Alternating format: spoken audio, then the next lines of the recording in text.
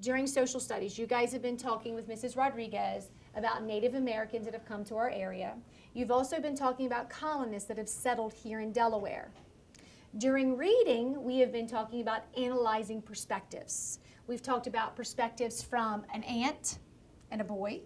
We've also talked about our own perspectives from current topics such as uniforms in school, extended school year, cell phones in school, vending machines in school. So now what we're going to do is we're going to merge those two topics. We're going to merge our social studies aspect of Native Americans, colonial times, and colonists, and our analyzing perspectives. So our essential question is going to be, how do we analyze perspectives from different viewpoints, from different people? We're going to activate that today by looking at photographs, which is also a text feature that we've been talking about during our literacy reading time.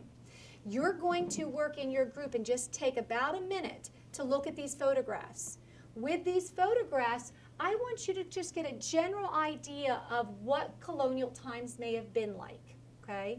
And see if you can pull any information out of these photographs that you think is going to help us later in our lesson when we're analyzing perspectives, okay?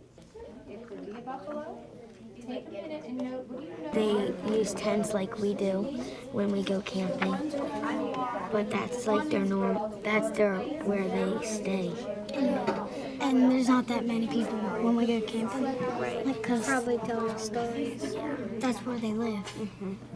Who would like to share out what you saw in your photograph or what you found interesting or what might connect to what we've been discussing? They look like pilgrims. Okay, it looks like there's some pilgrims. Anybody want to add to what Liberty has said? There's lots of farming. There's lots of farms, And okay? there's churches. I see Jace saying me too. He agrees. Nice job, Jace. Diego, what would you like to say? In the book Dandelions, there's the sod houses. Okay, the Saudi houses, so you made that text connection, which I really like. Go ahead, They're Angel. sitting around the fire telling opinions about the future. Oh, they're sitting around the fire talking about opinions about their future. Do you think their future, that they'd ever expect us to be where we are today? No. Probably not, right? There's axes, and they could have pulled the wagons to get somewhere. They could have used the oxen to pull their wagons, their covered wagons, to get to the destination they were going. Nice job. I understand some of you still want to share, but we need to move on. I'm going to collect your photographs. You did an amazing job analyzing these pictures. Right before this lesson, the students used their Delaware Adventure book. While reading the book, they read with their partners, used a graphic organizer to fill out various areas that these settlers came from and which areas in Delaware that they settled, what resources they used, what attracted them to the land, and why they settled where they did. When we previewed the passage previously, can somebody tell me what we previewed it for? What were we previewing these passages for? What did you do with partners when you worked with them? They told us to put sticky notes on the papers. Okay, I wanted sticky notes on the papers. What purpose did those sticky notes serve? Important words. Important words, right? Important vocabulary. Some of the vocabulary words we came up with, we've posted on the back wall that you wrote. After you did that, you looked for key ideas and details, as Delilah said. Today, we're going to read it for a different purpose. We're going to read it looking at perspectives. We're going to analyze it. We've not talked about who wrote these passages. We've not talked about the time period of these passages. That's why I showed you the pictures to help get you thinking about the time period. So who can tell me now, by a raise of hands, what time period you think we're going to be reading about? Colonial times? Colonial times, very good. So, how we're going to do this is, the very first passage you should have in front of you is called Prairie Farmer. So go ahead and take that passage. You can remove the Post-it notes from it because they're going to be in the way while you're reading. You are going to take about 3 minutes, maybe 5, depending on how long it takes you, and you're going to read this text independently. While you're reading, I want you to think to yourself, whose perspective was this written from? What's perspective mean? What's a perspective mean? Madison, what's another word for perspective? Viewpoints. They're viewpoints. Nice job. So you're going to analyze this piece of text. You're going to break it apart. You're going to study it, okay? You're going to look through it to find out whose perspective, whose viewpoint this came from. In doing that, you're going to have to look at evidence in the text, and you're going to have to use the test to help you. In order to delve deeper into Common Core, I feel that the students need to be able to look in and use evidence to clearly see that everyone's perspective is not the same. They saw that within themselves in their daily lives, but looking through the lens of a historian, they need to realize that as well. With Tom to look for wood, and Thomas like his brother. Okay. So it has to be like a kid. A child or a kid. In whose perspective do you guys think that it's from? Farmers. Farmers, okay. Kid's farmer. Oh, a kid's farmer or a farmer's child, possibly? Okay. In today's lesson, I was very pleased that they were able to delve into the text. I think it's because we spent so much time talking about perspectives and analyzing what it meant. So once they broke into their expert groups, they were able to dig in and delve in without my guidance standing there looking over them. We're going to read this one, whole group. We will set up a large house in a big village now. We use long poles to build its structure. The roof covers the cooking area so that it is even bigger than the floor. A strategy that we have implemented school-wide are close readings. The students have that down to a science as to when they're reading an informational text, the best way to read it in order to get the most information out of it. So with this particular passages, the students read it once independently, quietly to themselves. They read it a second time with a partner to help increase that fluency and just familiarize themselves with the vocabulary. The third time they read it, they used Post-it notes to pull out academic or content vocabulary. Instead of giving that to them, I thought that it was important that they pull out the vocabulary words that they thought went along with our theme in social studies that we're currently working with. And then they looked through it a fourth time to find the main idea or key details. It says it has a sister. So you think it's a boy? Yeah. Okay, so you think it's a boy. Now, let's take this a little Girls can deeper. have sisters. If you're right, girls can have sisters. You're exactly right. You don't just have to have brothers. You're telling me that you think it's a child. Let's agree on that it's a child. Do you think it's the same child that the other passage came from, or do you think it's a different child? Different. Okay. What do you mean when you say different? What do you think the other where do you think the other child was from, and where do you think this child is from? What are your thoughts? This child is in like a village, and then when you're in this one, they're like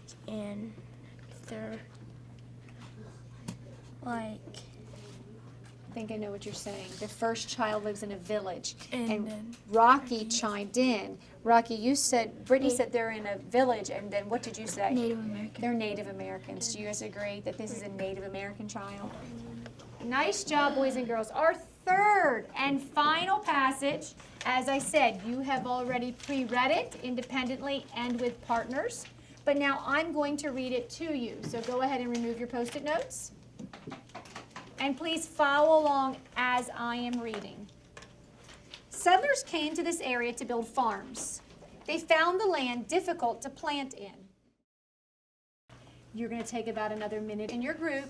Jot down whose perspective this was written from.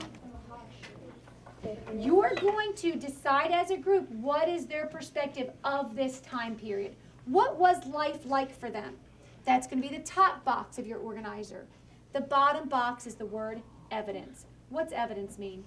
What does evidence mean? proof. Find proof. That's what I was looking for. Important details and proof.